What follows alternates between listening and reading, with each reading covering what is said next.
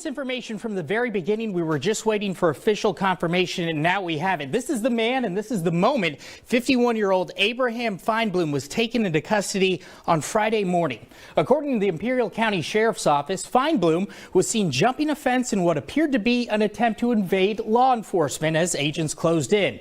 He was immediately detained, turned over to the FBI for questioning, and later booked into the Imperial County Jail. He's now being charged with murder and resisting a peace officer. He's being held without bail.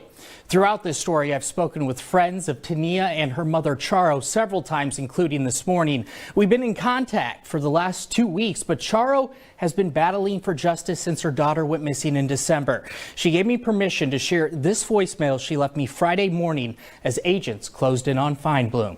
SWAT's FBI are at Abraham's house to arrest him. Thank God that he has been arrested. I already knew this all along. Thank you, God. T'Neya is a vibrant young lady, a spark. She is a force to reckon with. A daughter, a teenager with big energy and dreams. She's funny in her own ways, very flamboyant. Her parents, T'Neya Tovar and Josh Carter, are separated. T'Neya wasn't living with them. Like a lot of 17-year-olds, she was figuring out life, sometimes doing things our parents wish we wouldn't. But at the end of the day, she had a mom and dad who she knew would be there if there ever came a time nobody else would. She was 17, on probation, but her parents say she checked in daily. She shared her location until December 1st. I didn't know she was going to go meet someone. She didn't say who she was going to go meet. She just said she was going to Palm Springs. Her location was on, then it was off. And then her friends contacted me on social media to tell me that they hadn't heard from T'Neya either. On December 1st, 2025, T'Neya is reported missing. December 21st, deputies respond to Portsmouth Avenue and New Haven Court in Salton City. They discover a human leg in a field. At the time, investigators cannot determine an ID. Weeks pass, then February 6, 2026. Imperial County Sheriff's investigators receive a positive DNA match from the remains. T'Neya's mother provided a sample. Rapid testing confirms the remains belong to T'Neya Tovar.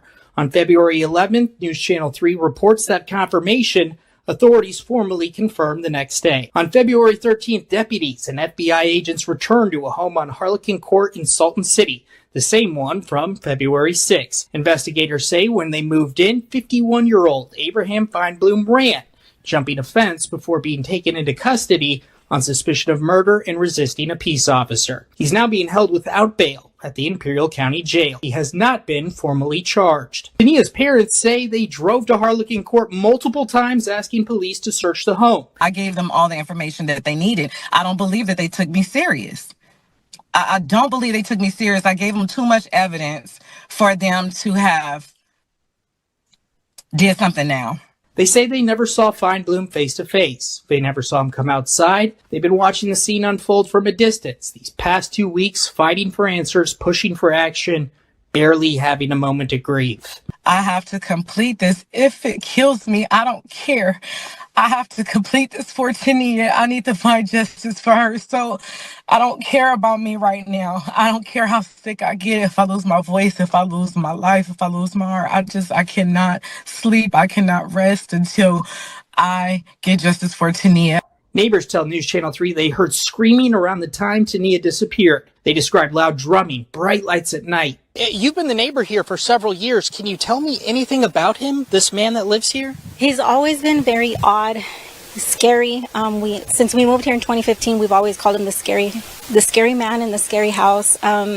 When we finished moving in 2015, we noticed there was a forensic truck here also back then. Strange construction of a pink wall surrounding the home. The only report that I got was the neighbor heard a scream. They saw her in the backyard. Shortly after that, he was carrying a duffel bag out to one of his vehicles. Claims not confirmed by law enforcement. Despite the arrest, there's no closure. Only part of T'Neya's remains have been recovered. Investigators continue processing evidence. The case remains active. Some questions beginning to get answers. Some of the most important have not. Why?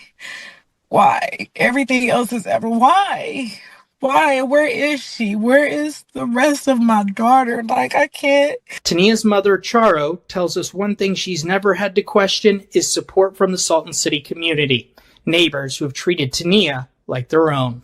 I've been receiving every single tip, every single clue. I've been checking up on everything. So I have to also thank people for sharing my daughter's story on TikTok, on Snapchat, on Facebook, on all the platforms. I appreciate it so much, because a lot of them didn't know her, but they took it serious and they prayed for her to come home.